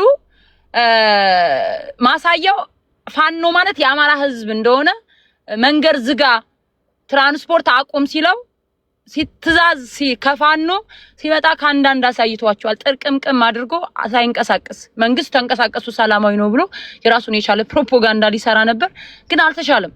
አማራ ክልል ላይ ህዝቡ በአጠቃላይ ፋኖን እንደሚደግፍ አብይ አህመድ እንደማይፈልግ ሌላ ደግሞ አስገድደው በየቤቱ በር ያንኳኩ እናስራቸዋለን ቅጣት አለው እስር ቤት ናችሁ እያሉ ነው ምርጫም ሲያስመርጡ የነበሩት። እነዚህ አልፎ እነዚህ ትልልቅ ከተማዎች ማለት ነው። እኛው አማራ ክልል ላይ ተወልደን እዛው ያደግን አማራዎች ነን፣ እንሰማለን፣ እንደዋወላለን። ከአራቱም አካባቢ ፋሚሊ ያለው ፋሚሊ ቤተሰብ አንድ አካባቢ ይሆን ጓደኛ ይኖራል ምናምን ዘመዶችክ ይኖራሉና ስንጠይቅ ከተማ ትልልቅ ከተማ ላይ ራሱ በግድ በር ያንኳኩ ካልመረጣችሁ እየተባሉ ትታሰራላችሁ እያስገደዱ በሞላ ጎደል ሲያስመርጧቸው እንደነበር ነው የሰማነው። አዲስ አበባም ተመሳሳይ ነግረውኛል እንደዚህ እየተደረገ እንደሆነ እና በአጠቃላይ ኢትዮጵያ ውስጥ አብይ አህመድ ዲክታተር ስለሆነ ነው እንጂ ኦሮሚያ ክልል ወደ ወለጋ መስመር ምናምን ምርጫ የለም።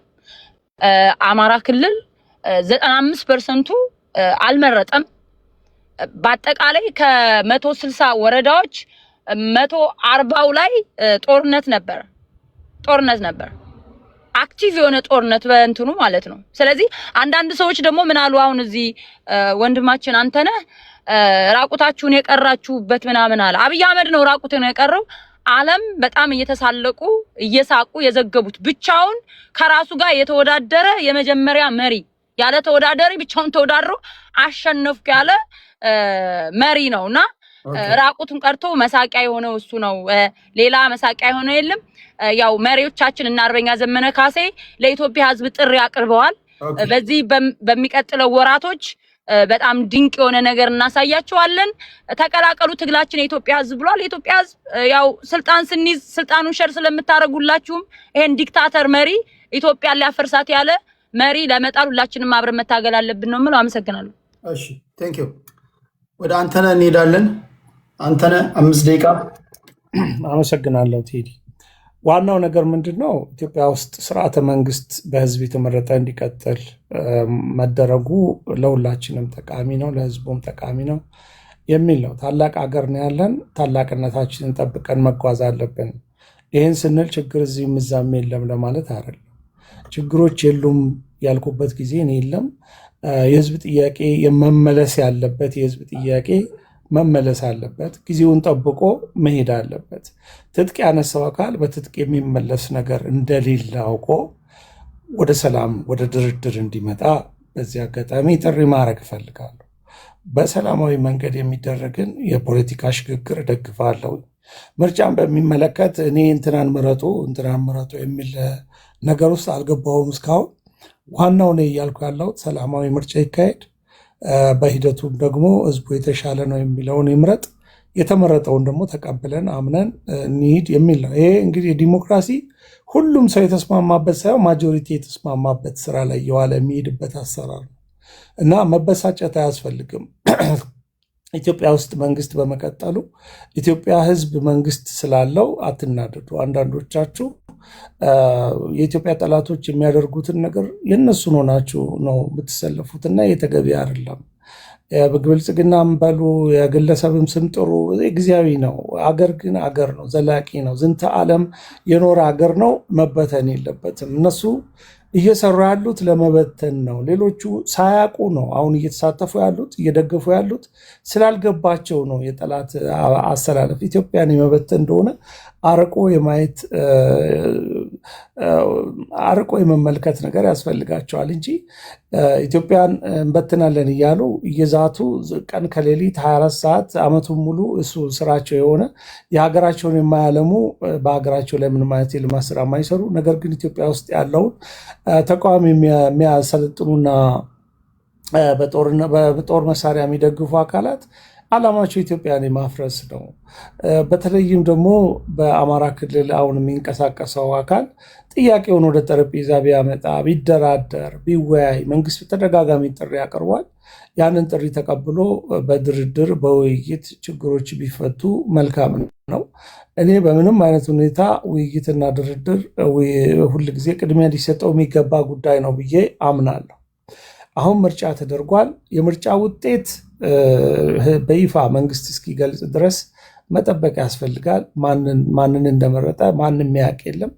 ተቆጥሮ ውጤቱ ተደምሮ ድምሩ ውጤቱ ለህዝብ ይፋ በሚሆንበት ጊዜ ውጤቱ ምንም ይሁን ምን ያንን ለመቀበል ህሊናችንን አእምሯችንን ማዘጋጀት አለብን። አገር የሚቀጥለው በዛ ነው። እየመረረንም ቢሆን ሽንፈቱን ተቀብለን አሸናፊ የሚሆነው አሸናፊነቱን ተቀብሎ የህዝብ አደራ ነው፣ የሀገር አደራ ነው። ያንን ይዞ የሚሄድበት ሁኔታ ነው መኖር ያለበት። እኔ በተለየ ሁኔታ በኢትዮጵያ ልጆች ላይ ልዩነትም በኢትዮጵያ ክልሎችም አካባቢ ላይ ልዩነት የለኝም። ሁሉንም በእኩል የማይሰው ነኝ። ስለዚህ በተቻለ መጠን የኢትዮጵያ ልጆች ህዝቡ የመረጠውን ተቀብለን ከሱ ጋር አብረን እየሰራን ያሉትን ችግሮች ደግሞ እንዲታረሙ የምናደርግበትን የተለመደ አሰራር ትግላችንን ደግሞ እንቀጥላለን። በጋራ የህዝብ ጥያቄዎች ይኖራሉ፣ መመለስ ያለባቸው መመለስ አለባቸው። ውይይት የሚፈልጉ ነገሮች መንግስት ክፍት መሆን አለበት፣ ወደ ሰፊ መሆን አለበት፣ ለአስቻይ ሁኔታ ለተቃዋሚዎችን መኖር አለበት የሚለው በተቻለ መጠን ተቃዋሚዎቹ ናቸው አስቻይ ሁኔታ የለም ማለት ያለባቸው። 56 ተቃዋሚ የፖለቲካ ድርጅቶች ከመንግስት ከስልጣኑ ከያዘው ጋር አብረው ነው በምርጫ የተወዳደሩት። አሁን ብቻውን ተወዳድሮ ብቻውን እያላችሁ የምታወሩ ሰዎች ምን ሆናችሁ ነው? መረጃ ከሌላችሁ ጠይቁ፣ አንብቡ። ስንት ፓርቲዎች ምርጫ ውስጥ ገብተዋል? ምን ያህል ፓርቲዎች ተሳትፈዋል? የሚለውንም ነገር በደንብ ብታዩ ጥሩ ነው። በዓለም ፊት የተደረገ ምርጫ ነው። በትራንስፓረንት በሆነ ባሎት ድምፅ የተሰጠበት ነው። በህዝብ ፊት፣ በታዛቢዎች ፊት፣ በጋዜጠኞች ፊት፣ በአፍሪካ ህብረት ታዛቢዎችን የተሳተፉበት ይህ እንዲህ አይነት ምርጫ መንግስት በሚያደርግበት ህዝብ ይፍረደኝ፣ ህዝብ ይፍረደኝ፣ ህዝብ የመረጠውን እኔ መቀበላለሁ እያለ ነው ያለው መንግስት። ይሄ በሆነበት ሁኔታ ምናልባት ሊመረጥ የሚችለው ብልጽግና ነው፣ ከሱ ውጭ ሊመረጥ የሚችል የለም በማለት እንደው የምታወሩት ነገር በኋላ ተቃዋሚዎቹ ተመርጠው ሲመጡ ሀፍረት እንዳይሆንባችሁ ለራሳችሁም ጥንቃቄ ብታደርጉ ጥሩ ነው። በጣም ብዙ በግል የገቡ አሉ። በጣም ብዙ በግል ተወዳዳሪ ሆኖ የተገቡ ሰዎች አሉ፣ በመቶዎች የሚቆጠሩ። ከዛ ደግሞ በፓርቲ የገቡ አሉ እና እዚህ በሙሉ ያሉበት ነገር ስለሆነ ሁላችሁም ይህንን የምርጫ ውጤት በትዕግስት ብንጠባበቅ እና ውጤቱን ደግሞ በጸጋ ለመቀበል ብንጠባበቅ መልካም ነው የሚል ሀሳብ ነው ያለኝ። ለተሰጠኝ እድል አመሰግናለሁ።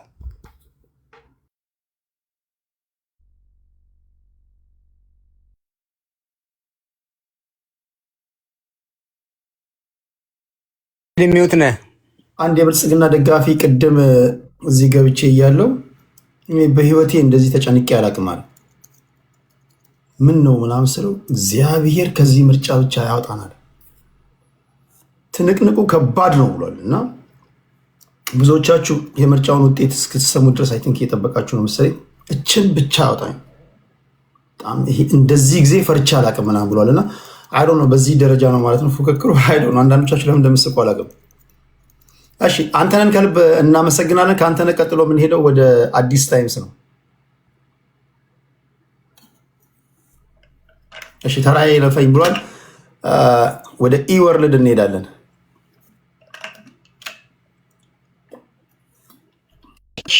ቴዲ አመሰግናለሁ። እኔ በጣም ምስጋናዬ የላቀ ነው።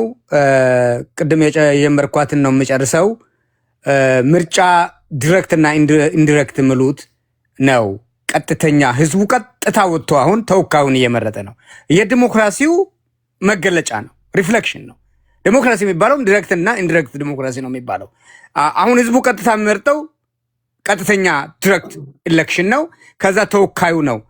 ለዛ ነው እኔ አሁን ልዩ ጥቅም ወይ የድሮ መንግስት ናፋቂ ምናምን ይባላል። ድሮ ቀልድ ፖለቲከኞች ብዙ ቀልድ ያውቃሉ። ኖሮ አይደለም።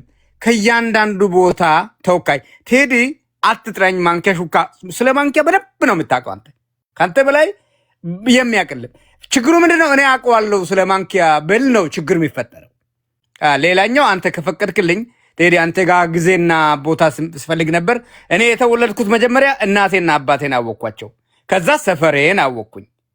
ከዛ 4ኛ ክፍል ነው የኢትዮጵያ ዋና ከተማ የት ነው ስል አንኮበር ነው ብያለሁ ተሳስቼ። ስለማላቅ ሩቅ ነው የተወለድኩኝ። አዲስ አበባ ነበር መልሱ ለካ። አሁን አዲስ አበባ የተወለደው ልጅ ይሄንን ቀድሞ ነው የሚያውቀው ሰፈሩ ስለሆነ ገብተዋል። እና ለዛ ነው እኛ አሁን ሰፈር መንደር ምናምን ምንለው ይሄ ባለማአፕ ምን መጣው ከዛ እንላተማለን። ብሔርተኛ ነው ምና እኛ ብሔርተኛ እኔ ኢንተርናሽናሊስት ነኝ። እኔ ኢትዮጵያ እንደው አንድ ዞራ ጀርመንና አሜሪካ ምናምን መታ ብትመለስ ደስ ይለኛል። እኔ ክፍት ቢሆን ኦፕን ዶር ፖሊሲ ነው ምንለው እኛ። እንደ አብይ አህመድ አናረግም። ህዝቡ ነው አገሪቷ እንዳለ ህዝቡ አገርማ ይዞራል።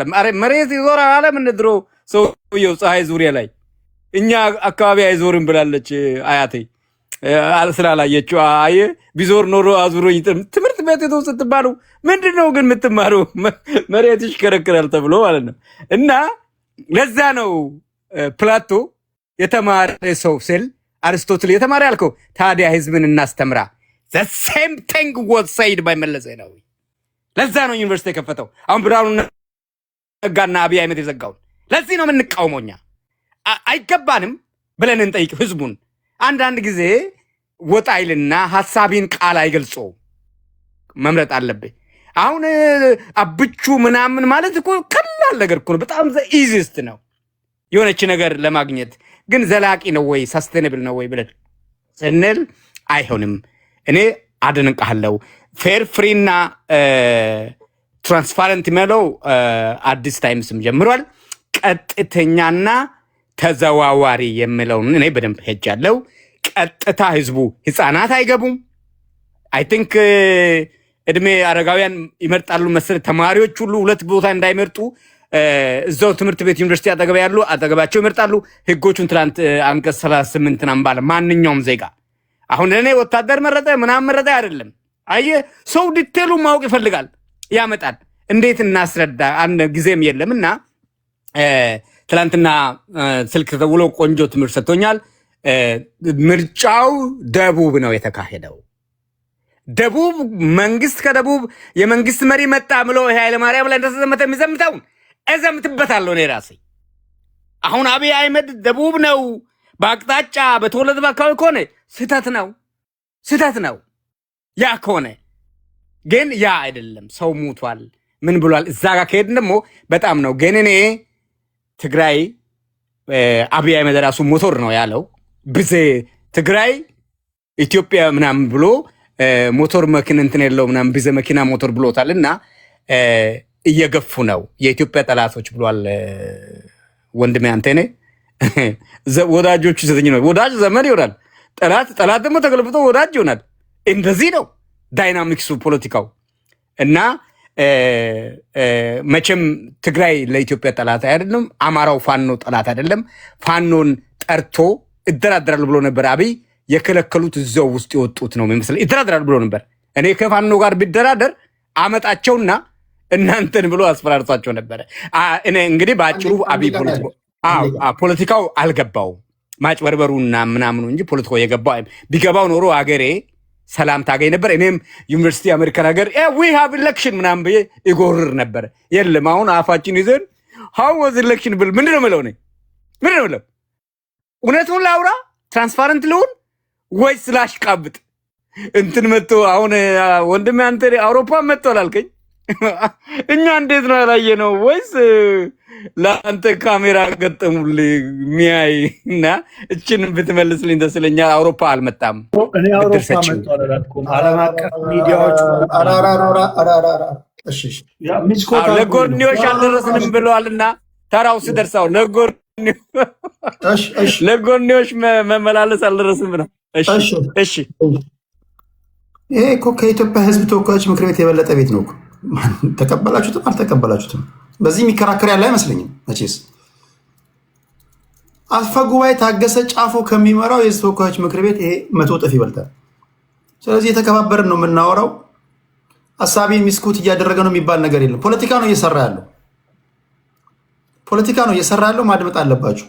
አጠማዞ ሊሰራ ይችላል፣ አቃንቶ ሊሰራ ይችላል። ምንም ማድረግ አይቻልም። እሺ ኢወርልድን ከልብ ነው የምናመሰግነው። የምንሄደው ወደ አዲስ ታይምስ ነው።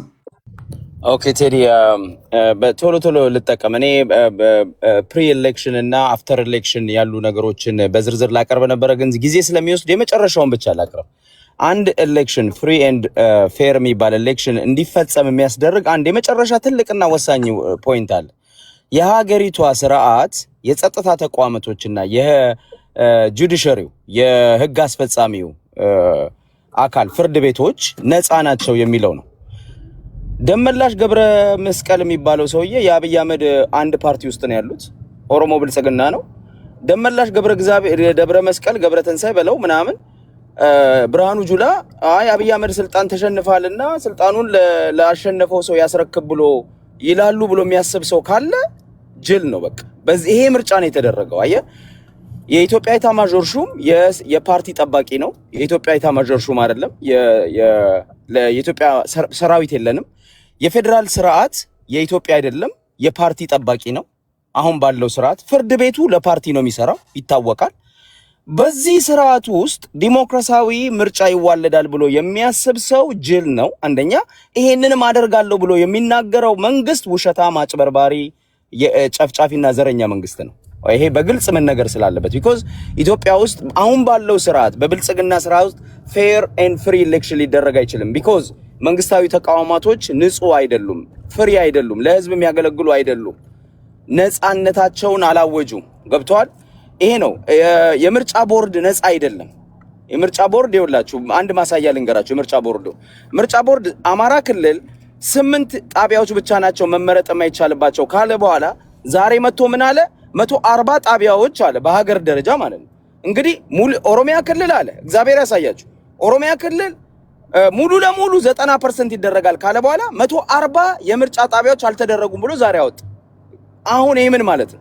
ይሄ ዳታ ሳይኖረው አይደለም። አሁንም እያጭበረበረ ነው። አሁንም የሚሰጠን መረጃ ውሸት ነው። ባይዘው ይኸውልህ መንግስት ትዝ የሚላችሁ ከሆነ ወዳጆች አንድ ነገር ልንገራችሁ። የኢትዮጵያ ህዝቦች ዳንኤል ክብረት መንግስት የአብይ አህመድ አጭበርባሪው መንግስት ዳንኤል ክብረትን ወደ ስልጣን ሲያመጣው ምን አደረገ? አዲስ አበባ ላይ እሱ የሚወዳደርበት ጣቢያ ላይ የሚወዳደር ሰው አላቀረበም። አሁን ባለው ምርጫ ላይ የዓለም መንግስታት ይሄንን አጭበርባሪ የብልጽግና መንግስት አንቅረው ስለተፉ ምንድነው አብይ ያሰበው? አብይና ጀሌዎቹ ያሰቡት ምንድነው? የዓለም መንግስታት 98% አሸነፍን ስንል ስቃውብናል። አሁን 40 መቀመጫ 40 ወንበር በሀገር ደረጃ ለተቃዋሚዎች እንለቃለን ብለው አስበው 40 ጣቢያዎች ምንድነው 40 ወንበሮች ላይ 40 የምርጫ ቦታዎች ላይ አልተወዳደሩም። መራጭ ምንድነው የሚወዳደር ሰው አላቀረቡም። ያ ማለት ምን ማለት ነው? 45 ፓርቲዎች አሉ ብለዋል። ከ45ቱ እንደ ኢዜማ ተላላኪ የሆኑ ሰዎችን መልምለው ይሄው ተቋሚዎች ገቡ። 45 ሰዎች እኮ ገቡ። ትናንትና 5 ሰዎች ነበሩ፣ እነ ብርሃኑ ነጋ ነበሩ፣ እንደዚህ የሚባል ሰው ነበረ። ዛሬ ግን 40 ተቋሚ ገባበት ፓርላማው የሚል ጨዋታ ይዘውልን ይመጣሉ። 40ዎቹ ግን አንደር ከቨር ናቸው። የብልጽግናን ዓላማ ለምሳሌ ግርማ ሰይፉን ታውቁታላችሁ። ግርማ ሰይፉ ብልጽግና ማን ነው? ኢዜማ ነው፣ ግን ከብልጽግና በላይ ብልጽግና ነው። ግርማ ሰይፉ አዲስ አበባ ትጥፋ ብሎ የአዲስ አበባ ህዝብ ላይ የፈረደ ነው። የአዲስ አበባ ህዝብ መጥፋት አለበት መፍረስ አለበት የሚል ነው። ቤት ንብረቱ መውደም አለበት የሚል ሰው ነው። አዳነች አበቤ ከምትለው በላይ አዲስ አበባን ህዝብ የሚጠላ ነው። እነሱን ለማስደሰት ደግሞ የማይቆፍረው ድንጋይ የለም እና እንደ ግርማ ሰይፉ እንደ ብርሃኑ ነጋ ያሉ ሰዎች በብዛት 40 ሰዎች አሁን ፓርላማ ውስጥ እናያለን። አብይ አህመድ አዲስ ዜማ ይዞ የሚመጣው ሰው ይሄው 40 ሰው ብልጽግና በብልጽግና ጊዜ 40 ሰው ተቃዋሚ ፓርላማ ውስጥ ገባ የሚል ጨዋታ ይዞ ይመጣል። ከ40ዎቹ ውስጥም አጋረንቲዩ አንድና ሁለት እውነተኛ ተቃዋሚ አይኖርበትም። 30ዎቹ 40ዎቹ አብይ ያዘጋጃቸው መጫወቻዎች የብርሃኑ ነጋ አይነት ሰዎች ናቸው የሚሆኑት። እንደዚህ አይነት ድራማ ይመጣል። ሰዎች ይሄንን ጠብቁ። ደቂቃዬ በጣም ነው ሄዶ ቴዲና ደቂቃ 10 ደቂቃ ብታደርገው በዚህ ይሄ ጉዳይ በጣም ወሳኝ ነበር ግን እና ምንድነው እያልኩ ያለሁት አሁን ብልጽግና ነፃ ፍሪ ኤንድ ፍሪ ኤሌክሽን ኢትዮጵያ ውስጥ ሊያደርግ አይችልም። ባህሪው አይፈቅድለትም። እኔ አንድ ነገር ቴዲ ልበል። ወያኔዎችን 27 ዓመት ፍሪ አልነበረም ምናምን ብለው ወቅሳል እና በአንድ ናይት ምናምን ተደጋግሞም ይነገራል። ለዚህ ቤትም ሌላ አብይ አህመድ በአንድ ኦቨርናይት ስርዓት ገንብቷል። የሚፈልገውን ነው የገነባው፣ ግን ዲሞክራሲያዊ አይደለም። ኦቨርናይት ጭቆና ገንብቶብናል። ኦቨርናይት ከቲፒኤልኤፍ ጭቆና ወደ ኦሮሞ ብልጽግና ጭቆና ወስዶናል። ኦቨርናይት ነው የወሰደን። ያንን ማድረግ ከቻለ ኦቨርናይት ዲሞክራሲ ማድረግ ይችል ነበር። ምርጫ ነው። አብይ አህመድ መርጦ ከቲፒኤልኤፍ የበላይነት ወደ ኦሮሞ ብልጽግና የበላይነት ወስዶናል። this is a choice የአብይ አህመድ የብልጽግና ቾይዝ ነው። ኦቨርናይት ስርዓት ይገነባል። የአፓርታይድ ስርዓት በተገረሰሰ ማግስት ዲሞክራሲያዊ ስርዓት ሳውዝ አፍሪካ ላይ ተገንብቷል። ስለዚህ ኦቨርናይት የሚለው ትክክል አይደለም። ደጋግሞ ኤኮ ቸምበር ሲደረግ እውነት ይመስላል። አብይ ኦቨርናይት የሚፈልገውን ጨቋኝ ስርዓት ገንብቶብናል። ዲሞክራሲ ቢፈልግ ኖሮ ዲሞክራሲ እናገኝ ነበር። ይሄ መረጋገጥ አለበት። ኦኬ እኔ እንደዛ አልኩ ለመሰለ ኦቨርናይት ዲክታተር መሆን ትችላለህ። ኢንስቲትዩሽን ከሌለ ተቋም ከሌለ ኦቨርናይት ጨቋኝ መሆን ትችላለህ። ተቋም ከሌለ ኦቨርናይት ጋጠወጥ፣ ኮንትሮባንድ ነጋዴ፣ ሌባ መሆን ትችላለህ። that's why ተቋም መኖር ያለበት የሚባለው ኦቨርናይት ህገወጥ መሆን ትችላለህ። ተቋም የሚያስፈልግ ህገወጥ እንዳትሆን ፈረስ ጋሪ ሉጋም እንደሚያስፈልገው እንደ ሉጋም ስለሚይዝ ነው። ስድ እንዳትሆን አይታል። አሁን አንተ የጠቀስካቸው ነገሮች ስድ ከሆኑ ማሳያው ተቋማት ስለሌሉ ነው። ባለህበት ሀገር ላይ ኦቨርናይት ዶናልድ ትራምፕ ጨቋኝ ሊሆን ማለት አይችልም። ኦቨርናይት እንደፈለክ ሊሆን ማለት አይችልም። በጊዜ ሂደት በፕሮሰስ የተገነባ ተቋም አለ። እዛ ላይ ነው እኛ ፎከስ ማድረግ ያለብን። ባለፉት 27 ዓመታት ተቋማቶች ቢገነቡ ኖሮ የሰሜኑም ጦርነት አይደረግም ነበር። አይደረግም። አዲስ ታይምስም ስልጣን ላይ ውጣ፣ ከበደም ውጣ፣ ማየለም ውጣ፣ እዛ ሀገር ላይ ማንም አባቱ አይደባደብም። ለምን አባት ነው የምትዋጋው? ተቋም ካለ ሁለት ፖለቲከኞች ከተጣሉ በፍርድ ቤት ይካሰሱ። ምን አገባን እኛ? ህዝቡ ምን አገባው? እኛና ኢየሱስ ጫካ እየገባ መሳሪያ እየወረወርክ የምትዋጋበት ነገር እንዳይኖር ነው ተቋም ያስፈልገው። ባለፉት 27 ዓመታት አልኩ እኮ ነፃና ገለልተኛ መከላከያ ሰራዊት ተገንብቶ ቢሆን ኖሮ ከበደ የሚባል መሪ ሲመጣ ተነስ ሲለው አይነሳም። ለምንድን ነው የምነሳው? ተጠሪነቴ ለህገ መንግስቱ ነው ይላል። ፖለቲከኞች እናንተ የምታደርጉትን አድርጉ፣ ጣጣችሁን ጨርሱ ማለት ነበረባቸው ተገንብቶ ቢሆን ኖሮ። ባለፉት 27 ዓመታት አሁን የምታነሱት 99.9% ነው የህዝብ ተወካዮች ምክር ቤት አሸንፈው የለቀቁታል። ይሄ ጦርነት ትክክል አይደለም ብሎ እንኳን የሚቃወም ቫራይቲ እንኳን ሀሳብ አልነበረም። ያ ባልሆነበት ማን እንዲቃወምልን? ምርጫውን ኦልሞስት 100% አሸንፈ የእነሱ ዛራይት መሳቂያ አድርገህ ለቀ። ምንድን ነው የጠበቀው? ፖሊስ ምን እንዲል ነው? ገንብተከዋል። ሚዲያ ምን እንዲልል ነው? ገንብተከዋል። ስለዚህ ይሄ ኢህአዴጎች ላይ ብቻ የምጥለው አይደለም። ወርቃማ እድል ደርግ አመክኖታል። ከዛ ኢህአዴጎች ሲያንቀላፉ ነበረ። ከዛ ደግሞ ድጋሚ አመጣ። ከተቻለ አሁን ፎከስ ማድረግ ያለብን ኢንስቲትዩሽን እንዲገነባ ነው መጮህ ያለብን የምልህ ለዛ ነው። ተቋም ያስፈልጋል የሚባለው ጨቋኝ መንግስት እንዳይኖር ነው። እኔ 30 ሰከንድ ከሰጠኝ ግን እኔ ለመከራከር ሳይሆን አይገብቶኛል። ለመከራከር ሳይሆን ሀሳብን እስማማለሁ ለማለት ነው። አንተ ያልከውን እኮ እስማማለሁኝ፣ ግን አብይ በምርጫ ወደ ጭቆና ወስዶናል የሚለው መረጋገጥ አለበት ነው። ኦኬ አንደርስታንድ ያልከውን እኮ በቃ የሆነው ነገር እንዳይሆን እንደ ሉጋም የሚይዝ ተቋም ነው። ወደድንም ጠላንም